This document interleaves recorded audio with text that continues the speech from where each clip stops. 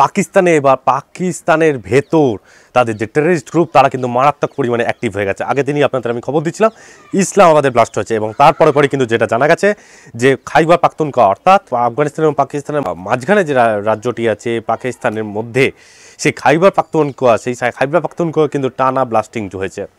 অর্থাৎ পাকিস্তান এবার কিন্তু তাদের অন্তর্দ্বন্দ্বেই এবার শেষ হতে চলেছে। তার কারণ এই যে টানা ব্লাস্টিং এবার কি তারা সামলাতে পারবে? কারণ এবার কিন্তু পাকিস্তানকে পাকিস্তানের ভাষাতেই জবাব দিচ্ছে, অর্থাৎ যেটা পাকিস্তান বোঝে।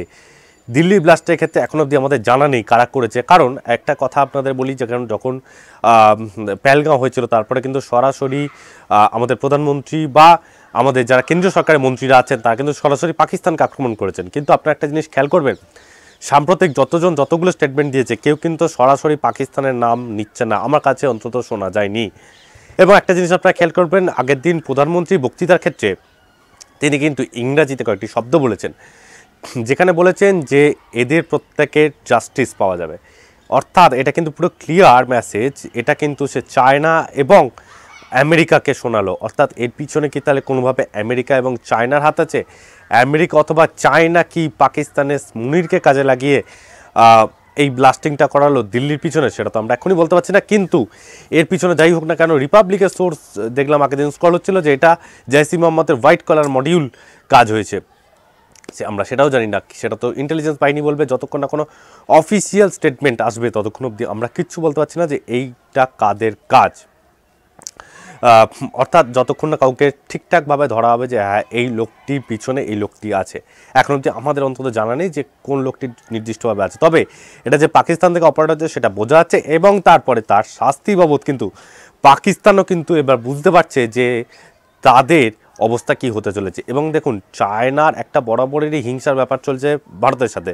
তার কারণ ভারতবর্ষ এখন নেভির দিক থেকে যে পরিমাণে এগোচ্ছে, গত কয়েক বছরের ট্র্যাক রেকর্ড আপনারা যদি দেখেন, তাহলে ভারতবর্ষের কাছে যত শক্তিশালী সমস্ত নেভিরা আছে সেই নেভি কিন্তু আচ্ছা দেশের কাছে নেই। সেই হিসাবে কিন্তু চায়নার কাছে এটা একটা চাপের বিষয়।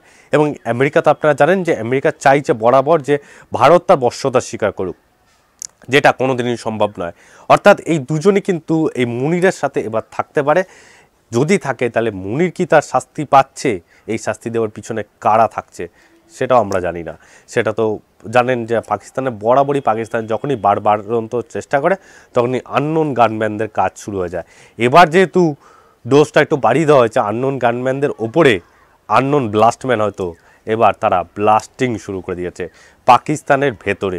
এবং ঢাকাতেও কিন্তু, অর্থাৎ বাংলাদেশের রাজধানী ঢাকাতেও কিন্তু একটি ছোটোখাটো ব্লাস্টিংয়ের মাধ্যমে বুঝিয়ে দেওয়া হচ্ছে বাংলাদেশকে যে বাংলাদেশ যদি বেশি বাড়বাড়ন্ত করে বাংলাদেশে এটা চারিদিকে ছড়িয়ে দিতে, অর্থাৎ রংপুর টু সিলেট টু চট্টগ্রাম ছড়িয়ে দিতে যারাই করে থাকুক না কেন এই ব্লাস্টটা তাদের বেশি সময় লাগবে না। এখন এইরকম আরও আন্তর্জাতিক ক্ষেত্রে বহু খুঁটিনাটি বিষয় চলে আসছে, আমরা নজর রাখছি সেদিকে। আপনারা দেখতে থাকুন ভারত বার্তা।